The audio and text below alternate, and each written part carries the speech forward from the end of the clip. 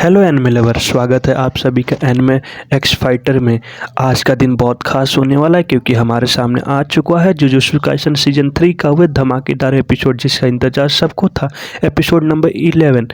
और इस बार हम देखने वाले हैं मैगमी के डोमेन की पूरी ताकत और रेजे को कैसे मात दी जाती है। यह सब कुछ आज का वीडियो में विस्तार से जानेंगे। तो चलिए बिना समय गवाए सीधे डाइव करते हैं इस एपिसोड की तरह। लेकिन हाँ, अगर आपने पिछला एपिसोड मिस किया है तो पहले वे जाकर जरूर देखें क्योंकि कहानी की चेन यहीं से आगे बढ़ती है। अब एक छोटी सी बात मैंने नोटिस किया है कि कई लोगों ने अभी तक चैनल सब्सक्राइब नहीं किया है। तो दोस्तों, हमारा टारगेट है 5000 सब्सक्राइबर और अभी तक हम छोड़ते पीछे हैं। तो यहाँ से मेरे एक फ्लिप देखिए, अगर आपने अभी तक सब्सक्राइब नहीं किया तो चलिए मजाक छोड़िए, लेकिन सच में अगर आप जुजुत्सु काइसन के सच्चे फैन हो तो नीचे वाला सब्सक्राइबर बटन जरूर दबा देना। नहीं तो ठीक है, डेथ पेनल्टी जैसी कोई चीज़ नहीं, लेकिन प्लीज़ सपोर्ट करना जरूरी है। तो चलिए एपिसोड की शुरुआत की तरह बढ़ते हैं। एपिसोड के शुरुआत सीन में हमें एक कन्फ्यूएशन मिलता है जहां मैगमी अपने डोमेन एक्सपेशन चमेरा गार्डन शो खोलता है और उसी पल से रेजी तुरंत अपनी काउंटर अटैक लॉन्च करता है। होली विकर वॉस्पेक्ट नामक तकनीक यह एक प्रोटोटाइप वर्जन है सिंपल डोमेन का। आप इस सिंपल डोमेन को बहुत पुराना प्रारंभिक रूप समझ सकते हैं। इसकी सबसे बड़ी खासियत यह है कि ये किसी भी डोमेन के अंदर होने वाली शोर हिट अर्थात जरूरी लगने वाली हमले को निष्कर्ष कर देता है, कैंसिल कर सकता है। रेजे इसे यूज करने के बाद बहुत कॉन्फिडेंट हो जाता है। उसे लगता है कि अब मैगमी की कोई चाल काम नहीं करेगी। लेकिन यहाँ हमें एक क्रूशियल डिटेल मिलता है, रेजे ने अपना डोमेन पूरी तरह से नहीं भरा था, यानी डोमेन अधूरा था और यह गलती उसे भारी पड़ता है क्योंकि मैगमी को डोमेन बहुत विशाल और रेजे के अधूरे डोमेन की खाली जगह बच जाती है, जिससे शोर हिट का इफेक्ट पूरी तरह से कैंसिल नहीं होता। यही वजह है कि रेजो को चोट लगने लगती है, डैमेज मिलने लगता है और वह हैरान रह जाता है। मैंने तो होली विकर वॉस्पेक्ट लगाई थी, फिर क्यों दर्द हो रहा है? और यहीं और एक दिलचस्प बात समझ आती है, मैगमी अपनी शैडो तकनीक का एक एडवांस वर्जन यूज कर रहा है। वे अपने सायों को फिजिकल फॉर्म में बदल रहा है, यानी छूने योग्य ठोस बना रहा है, जिससे शोर हिट का असर उन पर भी लागू होता है। यानी रेजे की डिफेंस मैगमी के अटैक के पूरी तरह से रोक नहीं पाती। तभी रेजे एक प्लान बनाता है। वह अपने एलिफेंट को समन करने की सोचता है ताकि पूरी डोमेन को पानी से भर दिया जाए और मैगमी डूब कर हार जाए। लेकिन मैगमी को एकदम आगे रहता है। वह खुद ही अपने डोमेन के अंदर रेजे के भारी अटैक करता है और यहाँ सीन बहुत ही इंटरेस्ट हो जाता है। अब बात करते हैं उस जी फोर्स के सीन की, जो विजुअली बहुत शानदार है। हमारे दिमाग में यह समझाया जाता है कि इंसान 5 से 6 जी का दबाव झेल सकता है, जो लगभग 2.4 टन का बराबर होता है। लेकिन मैगमी का वजन सिर्फ 60 किलो है, फिर भी उसके शरीर पर 40 जी का प्रेशर पड़ रहा है। 4G तो उसकी चटनी बना सकती है, इसलिए अपने दिमाग का प्रोटेक्ट करने की कोशिश कर रहा है। ब्रेन पर सीधा फोर्स न पड़े इसके लिए कर्स एनर्जी यूज कर रहा है। उसकी ऊपरी बॉडी पर कर्स एनर्जी स्टोर करने उसके पूरा प्रेशर अपनी बॉडी पर ले लिया है, क्योंकि एक एडल्ट अफ्रीकन एलिफेंट का वजन 3 से 6 टन होता है और पूरा वजन एक ही जगह पर डोमेन के अंदर दब रहा है। रेजी की हड्डियां क्रैक हो रही है, दोनों की स्थिति बेहद क्रिटिकल है, कोई भी पल में मर सकता है। रेजो का एहसास होता है कि उससे बड़ी गलती की। अगर उसने वह ट्रक सेव कर रहा होता तो आखिर ये कोई भी चीज़ समन कर लेता तो शायद मैगमी अभी तक दबकर मर चुका होता। लेकिन उसके सिर्फ 3 कारें लाई जिसमें मैगमी ने डोमेन संभल गया और पानी में भी धीरे धीरे भर रहा है। तो रेजी के लिए खतरनाक है क्योंकि उसके रिसेप्ट डूब रहा है। तभी रेजी अपनी ट्रम्प कार्ड यूज करने की सोचता है, कॉन्टिग्यूटल रिक्रिएशन तकनीक। एक कार की फिर से समन करता है, लेकिन अचानक वे छायाओं के अंदर जा गिरता है और छायाओं के अंदर कोई ऑक्सीजन नहीं है, कोई संघर्ष नहीं है, कोई फोर्स नहीं है, बस गिरना है।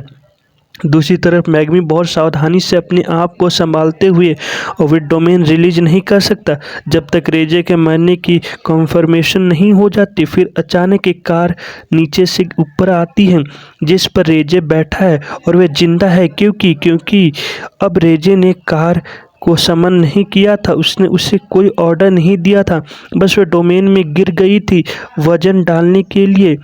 इसलिए कार गायब नहीं हुई और रेजे ने एक और कमांड देने का मौका पा लिया। लेकिन अब मैगमी की हालत बहुत ख़राब हो चुकी है। रेजे मानने को तैयार ही हो जाता है कि मैगमी बहुत स्ट्रांग है, लेकिन वह खुद उससे ज़्यादा पावरफुल है और वह बहुत ज़्यादा हंसता है। फिर वह एक रिफ्लेक्ट निकालता है, 2 स्टोरी वुडन हाउस समन कर लेता है, 30 टन का भारी भरकम मकान। मैगमी के ऊपर ये सीधे सीधे गिरता है, लगता है अब क्रश होकर मारेगा। लेकिन अचानक रेजी का एहसास होता है कि फिर से छायाओं में गिर रहा है। नहीं, आसमान पानी है, आसपास पानी है, असली पानी, और मैगमी ने उसे पकड़ लिया है। रेजे के ऊपर पहले से ही कारों का वजन है, अब वह सच में डूबने वाला है। मैगमी को अपनी तकनीक कैंसिल करनी पड़ती है और हम देखते हैं कि बाहर जिम में बाहर पूरा इलाका पानी भर चुका है, चीज़ें टूट फूट रही चुकी है। रेजी बाहर आ जाती है और पता चलता है मैगमी ने पहला छाया से बाहर आकर डोमेन रिलीज किया है, फिर फ्लोर तोड़ दिया जिससे रेजे पानी में डूब गया। मैगमी बोलता है, चल अब तू डूब चुका है पानी में, तेरे रिस्पेक्ट कोई नहीं कर पाएगा। रेजी कहता है, अच्छा तूने जल्दबाजी नहीं की, वेट किया, बहुत स्मार्ट था। लेकिन अब रेजी जानता है कि मैगमी के पास कोई शिगामी समन करने की ताकत नहीं बची, तो वे चैलेंज कहता है, चल कोई डॉग समन कर देख, अगर कर पाया तो मैं तुरंत मार डालूंगा। मैगमी अपना डिवाइन डॉग समन करता है और आधे कंधे से रेजी की चीर देता है। रेजी मरते मरते सोचता है कैसे मैगमी ने डोमेन और पानी के डूबने वाले प्लान को कॉम्बाइन किया है। डॉग कार्ड का सेव कर रखा है और वे खुद भी जिम के अंदर रेजी को लेकर आया था, भागकर नहीं। ये बहुत बड़ी धोखा था।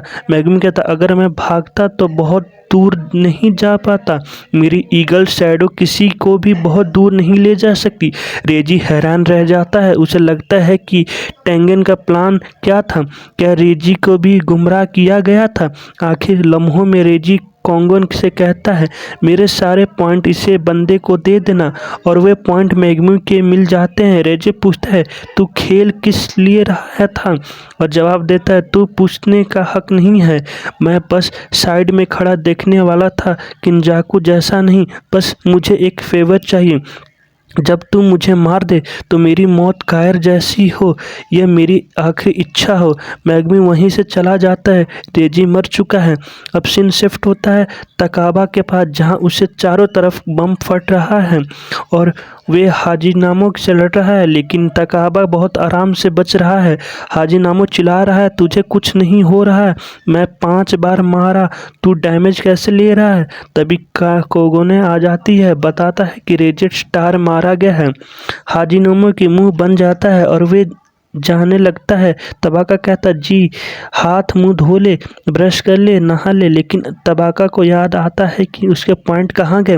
तभी तबाका की कर्स तकनीक का खुलासा होता है। वे एक कॉमेडियन है जो कुछ भी सोचता है तो उसे फ़नी लगता है, वे रियलिटी बन जाती है। ये गोजो की तकनीक के बराबर है और तकाबा को अपनी ताकत के बारे में कोई आइडिया नहीं है। दूसरी तरफ रे भी भाग रही है, उसे फ्लैशबैक आ रहे हैं। वह सोच रही है कि आदमी कुत्ता होता है।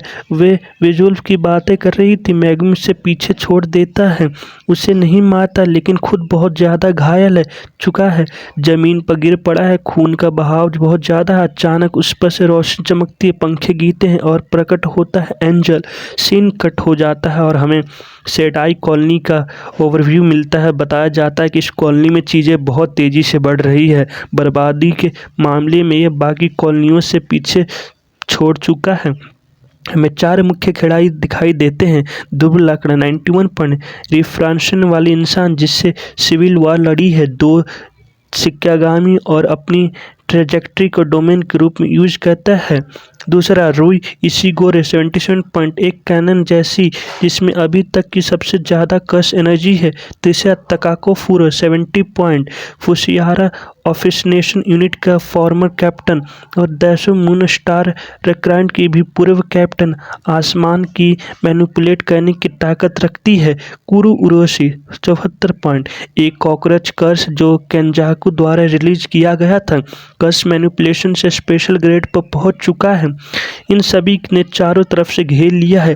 यह डेडलॉक जैसी स्थिति बन गई है, लेकिन एक कोना बचा है जहां यूटा ओकासु 35 पॉइंट बैलेंस बना रहे हैं।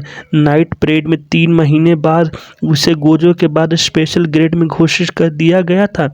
एपिसोड यहीं एंड होता है। और जी दोस्तों, ये जबरदस्त धमाकेदार एपिसोड ऑफ जुजुत्सु काइसन, हमें आगे यूटा की लड़ाई दिखने वाली है और अब एक एंजल आ चुका है, तो गोजो को रिलीज करने का रास्ता खुल चुका सकता है।